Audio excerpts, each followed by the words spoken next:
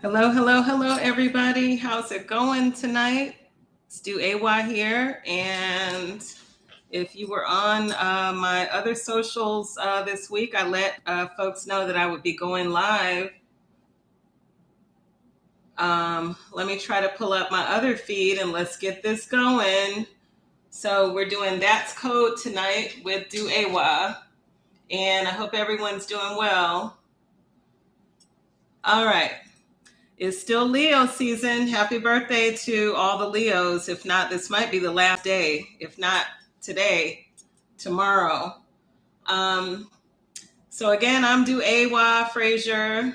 If you're just now joining me, I'm podcasting for my newest theme podcast, That's Code, where I talk about current events, some culture news, where I just discuss some interesting things that are going on. And hopefully, I'd love to get you all's comments and, feel free to chat, chime in, leave me a comment, say hello, whatever you're most comfortable with. Trying to get all my technology together. Okay, so tonight I'm discussing several different topics that I thought would be of interest and certainly that have been in the news and that have gone viral and things of that nature. So first, let's talk about some recent news. Kind of disturbing, but we always discuss these things, and if anything, let it be learning for us. Let it be learning in the community, and for folks to be able to think about, what would you do in this situation? So I want to start off. Last week, we had a 12-year-old youth who was arrested in Lansing, Michigan. And the thing about this arrest, he wasn't, actively committing a crime. He wasn't doing anything visibly that I could see or that most people could see on the video that went viral that would be a seemingly logical reason for his arrest.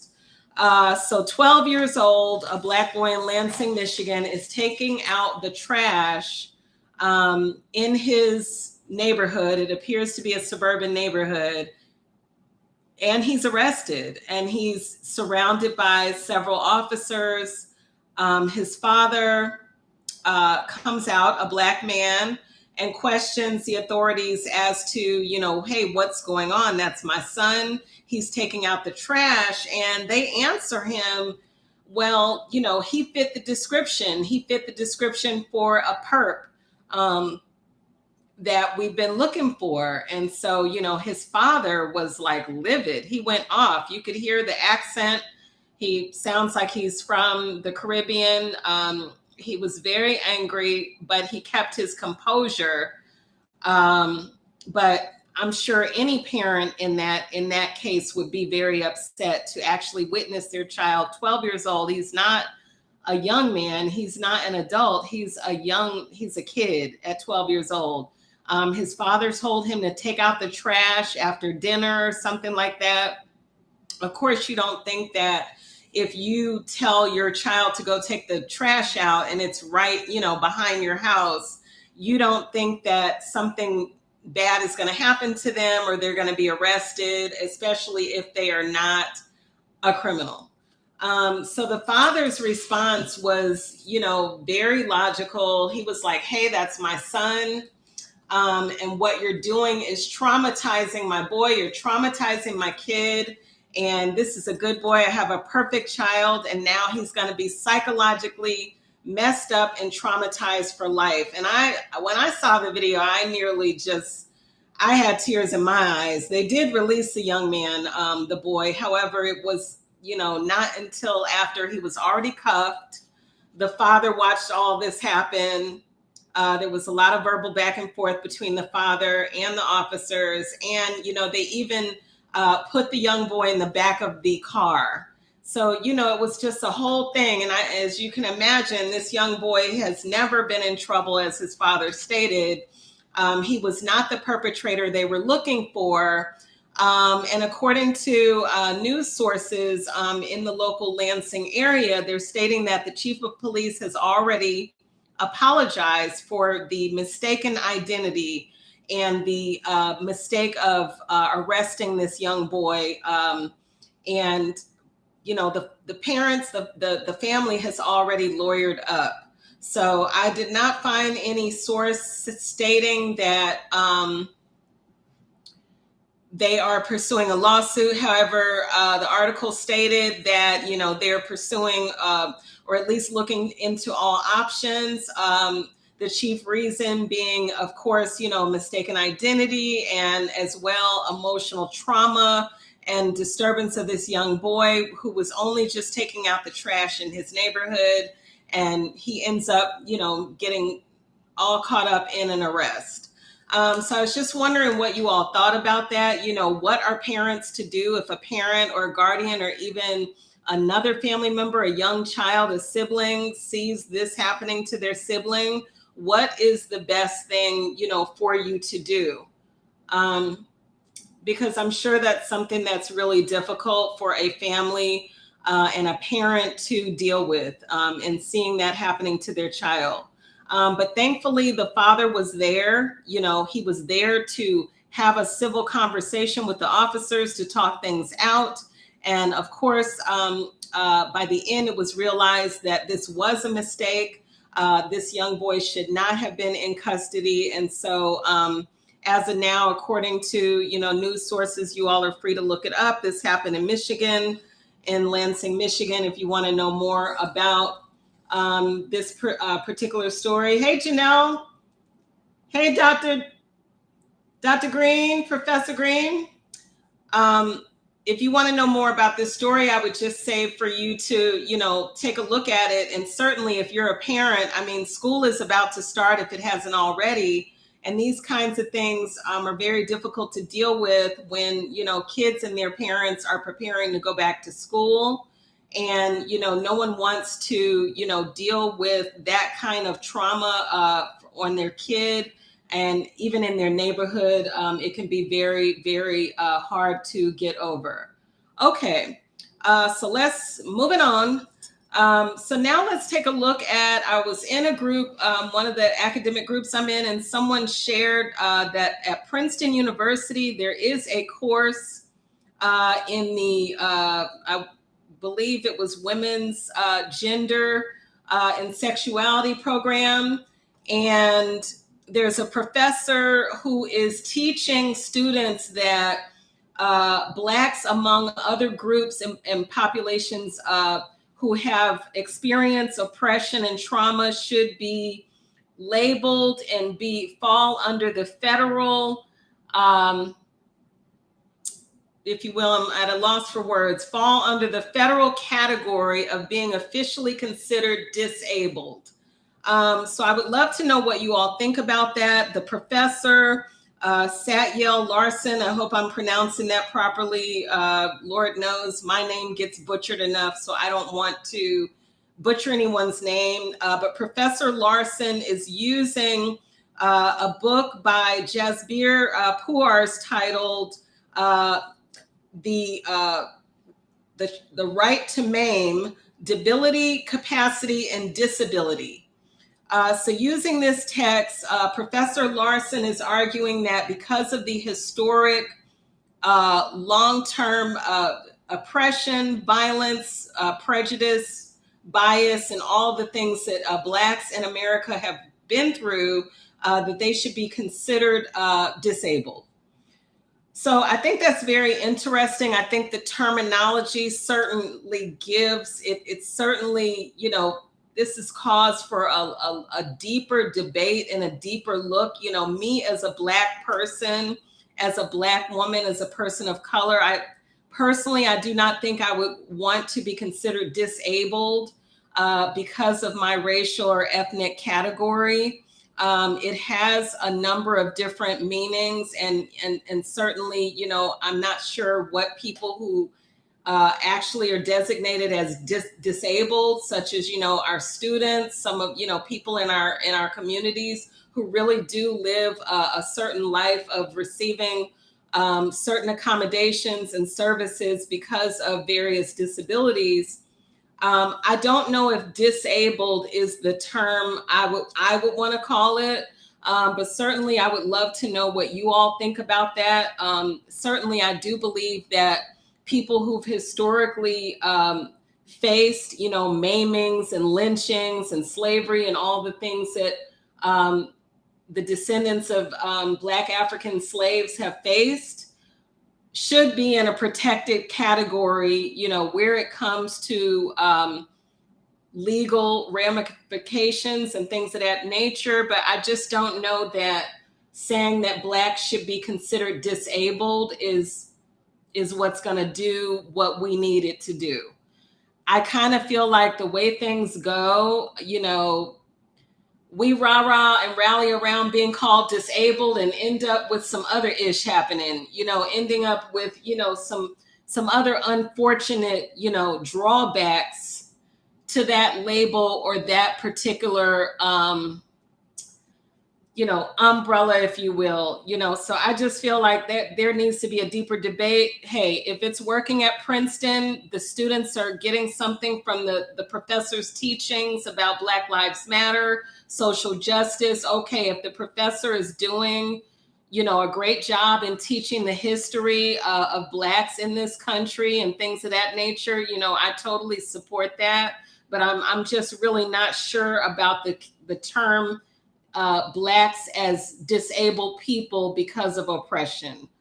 But, I'd love to hear your thoughts and your commentary on that and what you may think about that.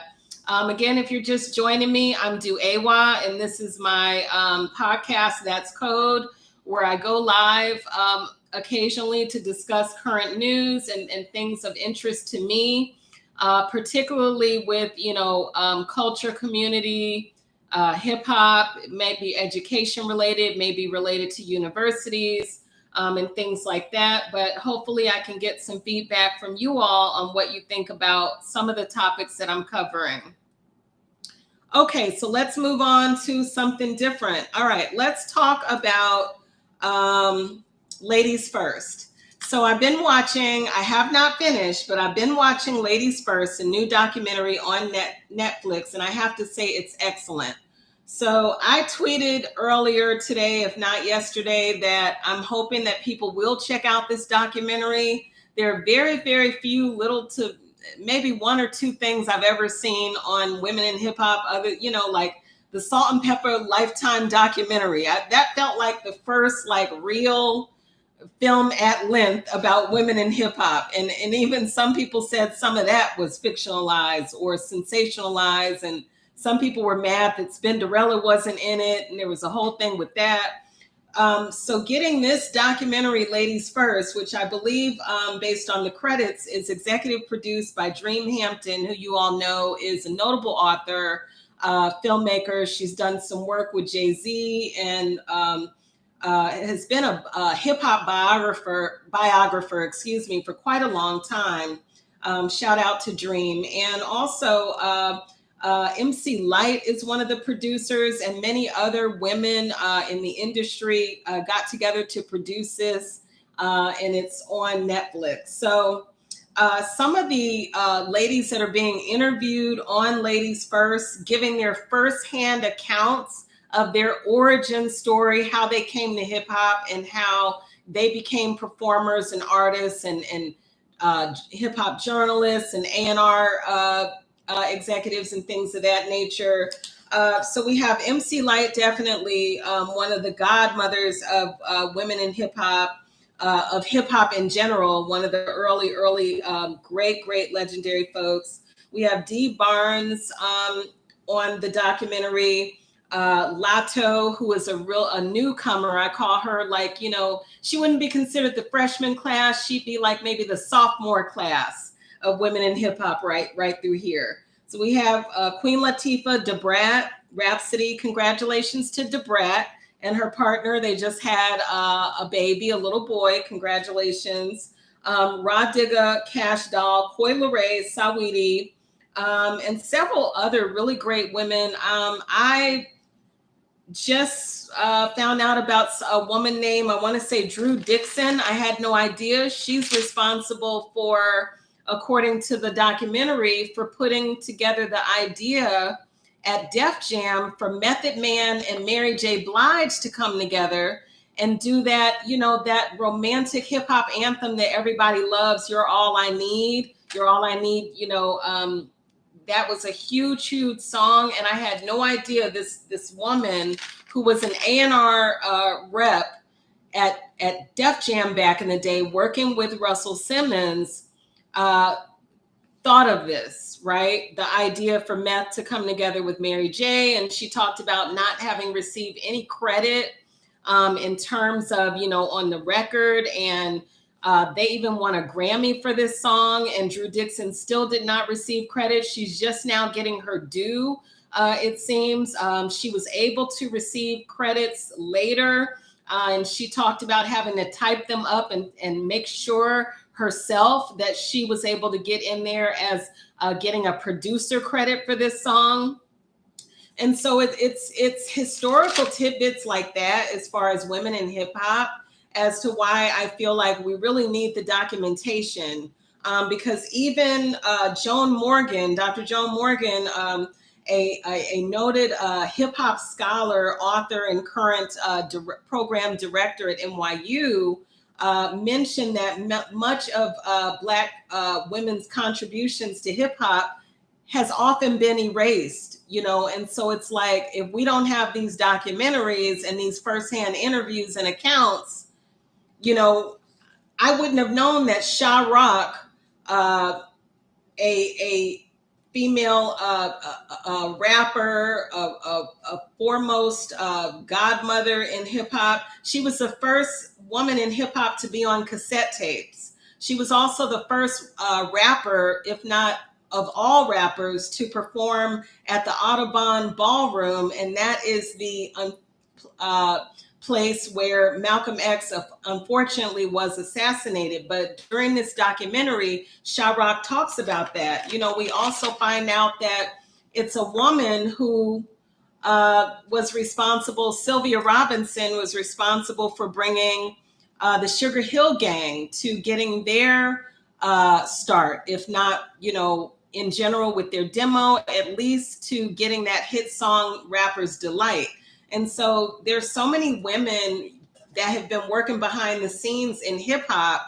And this documentary kind of really brings that out. Of course, we love and we know about the MC Lights and the Queen Latifahs and the Bahamadia and Moni Loves and Yo-Yo and people like that. But there's also women that have been working in the record industry, that have been working as journalists through different publications, and they really deserve their credit for the work they've done. The stylist, Misa Hilton Brim, has an interview on the doc, and she talked about setting the blueprint for women's style in hip hop, starting with her styling Mary J. Blige, who's of course considered, the queen of hip hop soul, and, Lil' Kim, the baddest bee.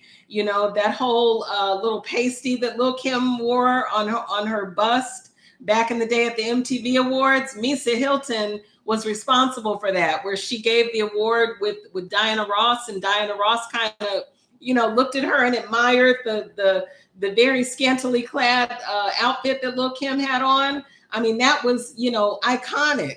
And Misa Hilton Brim is responsible for that. And so many women in hip hop after that. And even if you look at, let's face it, Instagram models, okay, they have kind of copied some of that style, so it's been really great to listen to these interviews. And I'm definitely going to hopefully use this documentary in one of my classes this semester. Okay, so that was ladies first. All right. So now let's get to, okay, so going back to another university. So let's talk about Howard. Shout out to the Bisons. Okay, that's my other HBCU fam. So I love the Howard folks. But real unfortunate news that came out just last week. Students are coming back to school. So as I mentioned earlier, this is a time where students, K-12 college students are getting prepared to come back to school, and you think that, okay, everything is going to be set for them. They're going to be safe. They're going to be organized. They're going to be ready. They're going to have the supports they need on campus to come back and feel safe and feel ready to be successful. And you just never think that, when you send your kids off to college, that anything harmful may happen to them. But unfortunately, it's reported by NBC Washington that a group of 20 to 30 people, non-Howard students, happened to be on campus, particularly near the dorms. And there was violence that broke out, and several students were injured, Howard students, and were attacked. And some of this was caught on video. Now, I've recently read that one of the chief of security, someone in a high up position in security, has perhaps possibly is no longer there, allegedly, according to some sources, news sources. And so, I thought about, what do you do when there's a campus that is mostly open, a campus that is very much at the center, or at least within the larger metropolitan community, where, yes, students are going to interface and interact with non-students, with people who are older adults, with students that go to other colleges. And yes, there's community on top of community on top of community that is being bridged and connected when you go to a school like Howard, because it's not insulated. It's a part of, the DC community. And so, my question is not necessarily for Howard, and my thoughts and prayers, by the way, I want to say, go out to the victims of this particular incident. I'm really hoping that these students are okay, that they will psychologically heal and be okay after this attack. But my greater question is, what is a college to do that is mostly an open college community, that is a cultural icon in the community, a cultural, I would even say, safe space in the community, such as a Howard University? What are they to do to fully keep our students safe, and at the same time still be open to the world and open to the community, external to this historic institution? Because quite frankly, not just Howard, but many universities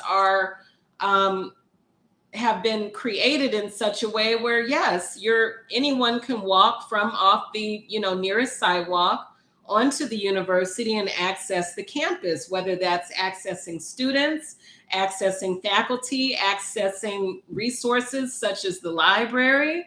I mean, I remember when I was in high school, I used to go to the nearby college. I lived in St. Louis, and I used to go to Washington University to study.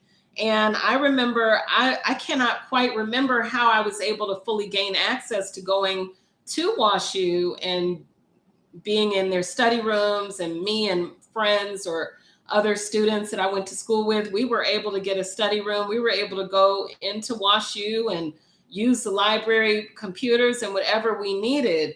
And so just thinking about that, how some of our universities are really an extension of the community for other people who may not attend that university.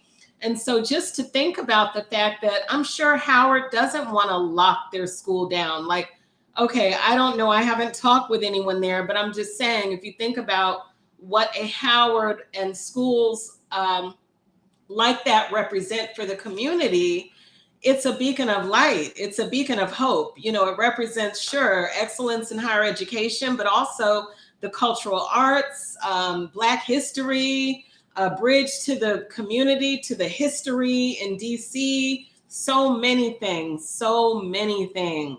And so when you hear that, wow, Howard students, these young students just coming back, it's August. By the end of August, most schools are starting up with classes. It really hurts to think that our young students may not feel safe at all times, as they are beginning their process of registering and getting comfortable in their dorms and meeting new people and getting acclimated to their new campus community, as well as the outer community where their university is located. There's a lot of layers and a lot of things that, students have to figure out when they go away to school. I mean, I was in that boat too. So anyway, before I go off and off and off and on and on and on, again, I'm just posing the question, how can our universities stay safe? How can they still be cultural beacons in the community, safe spaces for the community, as well as safe spaces for the students who attend? I just wonder what kinds of maybe structures or policies maybe will be put in place to help colleges moving forward. Because I mean, the times we're living in, I'm sure every generation has said this, but just the uncertainties, just last year, a lot of HBCUs received, I don't want to say the word because I don't want my live to be shut down, but received, B threats. You know what I mean by that. And so it's like, this was just last year. So imagine if Dr. King and Rosa Parks and people like that were alive, what would they say for the fact that in 2022, or was this 2023? Oh gosh, y'all. I think it was 2022, fall 2022, when there were a number of colleges that received B threats. And again, I don't want to say the word because I don't know if that's like a word that could get my live shut down. But you all know basically that's a high threat alert for any college administration. And it has to be taken seriously. So you're talking about that just happening a year ago. And there are students and their parents and faculty and, administration really concerned about, okay, what does this mean? Of course, we got over that time. We got through it, and those things turned out to be, whether a hoax or a prank or something. But I'm just saying the times that we live in call for vigilance in a number of new ways. And, I'm faculty, okay? But imagine if you're the college president. Imagine if you are the chief of security when these kinds of things come about, threats to the safety of students and faculty and staff and others. It really sends people on high alert, and especially when there's a new school term starting. Okay, so my prayers and best wishes are with Howard students, faculty, and others in the Howard community, and really all schools and colleges at this time. I mean, everyone is, oh, wow. I'm sorry to hear that. So one of my guests on the live said that Howard has received them, in both years. And see, people, that's terrible.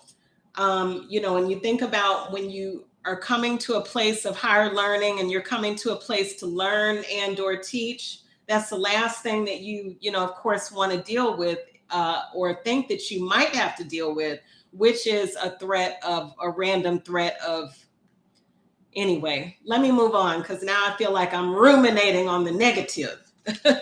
So I want to get off of that. Okay. Last but not least, boy, this has been a very quick live. I'm finding my first couple were like over an hour long. I was extremely talkative and chatty, but I must be tired because I've been traveling recently and I've been trying to get my last bits of summer in. Okay, so we're going to be ending this shortly, but I want to end on a positive note. And that's to talk about my Leo twin, my Leo hip hop twin, because we were born on the same day, Mr. Chuck D. So I reposted a story, I think that was posted, if not by Jalen Rose, and you all know who Jalen Rose is, by someone else. Maybe it was by way of his page. I'm not sure where I found it, but it was a very good conversation between Chuck D and Jalen Rose. And of course, this is Hip Hop 50. We're in the 50th year of hip hop. Yay! Shout out to Tupac, okay? Yes, I'm repping Tupac tonight. May he rest in power.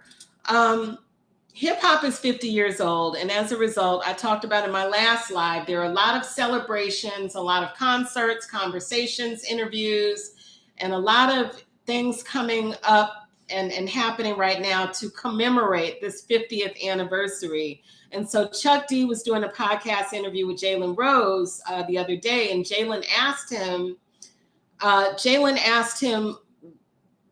who is the future of hip hop?